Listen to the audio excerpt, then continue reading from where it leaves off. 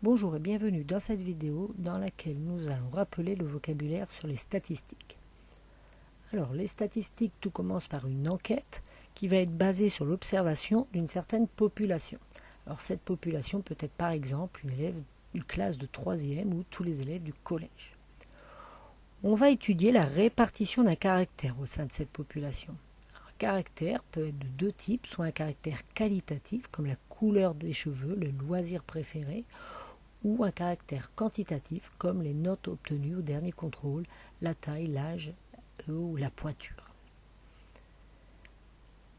Alors, un caractère va prendre différentes valeurs, donc par exemple la couleur des cheveux, ça peut être brun, blond, châtain, roux, ou la note obtenue au dernier contrôle, on va pouvoir lui associer tout nombre entre 0 et 20 si le contrôle est noté sur 20. Le nombre de fois où une valeur apparaît va constituer un effectif. Et la somme de tous les effectifs de la série statistique va donner l'effectif total qui correspond au nombre d'individus qui composent la population étudiée. Alors, sur un exemple comme le loisir préféré des élèves de 3e du collège. Alors, sondage fait auprès des élèves de 3e du collège, le caractère étudié va être le loisir préféré et la population étudiée va être les élèves de 3e du collège. Alors, on regroupe les résultats du sondage dans un tableau.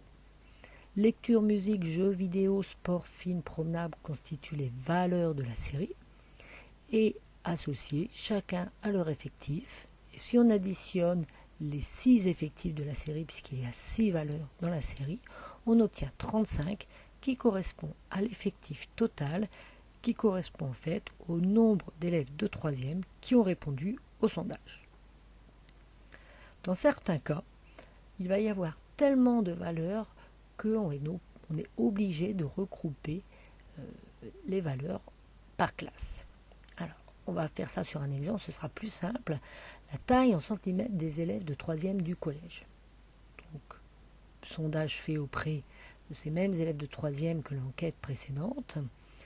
Donc on va obtenir différentes classes, puisqu'en fait ici on va avoir trop de valeurs entre 150 cm et 190 cm, donc il est préférable, afin de gagner en visibilité et en lisibilité, de regrouper les valeurs par classe. Alors si on prend par exemple la 2e classe, on va retrouver dans cette classe tous les élèves dont la taille est comprise entre 150 cm inclus et 160 cm exclus.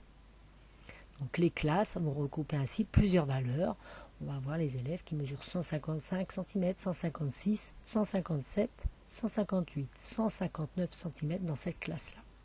Alors attention, deux classes ne peuvent pas contenir la même valeur. C'est un élève qui mesure 160 cm ne sera pas dans cette classe-là, mais sera dans cette classe ici. Donc voilà, donc cette vidéo est terminée. J'espère qu'elle vous a plu. À bientôt.